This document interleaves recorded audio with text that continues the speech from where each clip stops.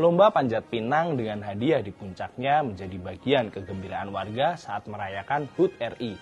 Akan tetapi di balik tawa dan peluh para pemanjat tersimpan jejak sejarah kolonial. Namun warisan itu telah sepenuhnya direpatriasi maknanya oleh bangsa Indonesia. Peneliti permainan tradisional Zaini Alif mengungkapkan bahwa panjat pinang bukanlah ciptaan penjajah Belanda. Tradisi memanjat tiang licin atau matsklimen ini sudah ada di Eropa sejak abad ke-16. Namanya beragam seperti kukakna di Napoli, kukana di Spanyol, dan gresipol di dunia Anglo-Sakson. Belanda membawa tradisi ini ke Hindia Belanda lewat jalur kolonial sebagai bagian dari pesta rakyat. Dahulu panjat pinang diadakan untuk merayakan hari lahir Ratu Wilhelmina setiap 31 Agustus atau pada momen hajatan keluarga Eropa dan syukuran panen di perkebunan. Karena tihang yang lurus dan ini hanya digunakan pinang kalau di kita kan, maka disebut panjat pinang gitu kan sampai sekarang kan. Dilumuri minyak, hadiahnya digantung berupa beras, kemudian ada terigu, roti, keju, pakaian, barang-barang yang waktu itu tergolong mewah pada masyarakat pada waktu itu.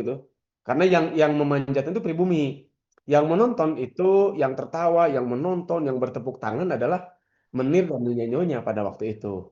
Nah, ini yang menurut saya, kenapa saya, ini bagian yang harus disampaikan jujur ke publik bahwa permasalahan bukan masalah permainannya, tapi itu struktur struktur tontonannya.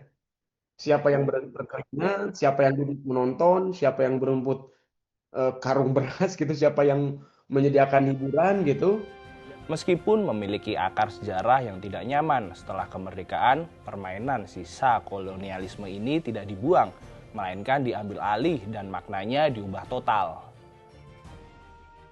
Berbeda dengan sekarang, di mana lomba panjat pinang menjadi kerja tim dengan orang yang paling bawah memikul beban terberat agar rekannya bisa mencapai puncak.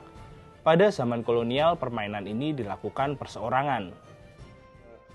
Setelah 45 bangsa ini melakukan sesuatu yang secara budaya bisa disebut sangat cerdas. Jadi mengambil alih permainan milik penjajah dan mengganti maknanya gitu. Itu kan itu kecerdasan bangsa kita gitu, mengambil alih permainan milik penjajah tapi mengganti maknanya. Permainan yang dulu menempatkan pribumi sebagai tontonan kini diselenggarakan oleh warga, RT, hadiahnya iuran. Jadi maknanya gini, relasi kuasanya dibalik, gitu kan?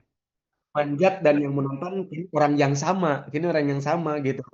Ya, ya. Ini yang yang dalam kajian budaya itu disebut ini Kak, Bang, apa namanya? Invented tradition, gitu. Invented tradition. Ya, tradisi yang maknanya direka, kemudian disepakati ulang oleh sebuah generasi. Bukan pemalsuan. Tapi cara wajar sebuah bangsa merawat ingatan, menurut saya gitu. Jadi cara wajar sebuah bangsa itu merawat ingatan. Jadi invented tradition ini tradisi maknanya direka, disepakati ulang oleh satu generasi, oleh kita. Jadi hal yang wajar itu.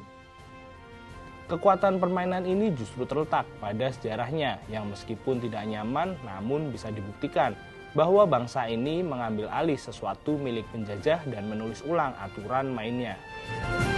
Pada akhirnya panjat pinang adalah bukti bahwa kepemilikan sebuah warisan ditentukan oleh siapa yang menetapkan makna, bukan siapa yang menyimpan bendanya seperti halnya gedung kolonial yang menjadi museum atau kantor pemerintahan. Panjat pinang juga telah sepenuhnya menjadi milik Indonesia. Merdeka!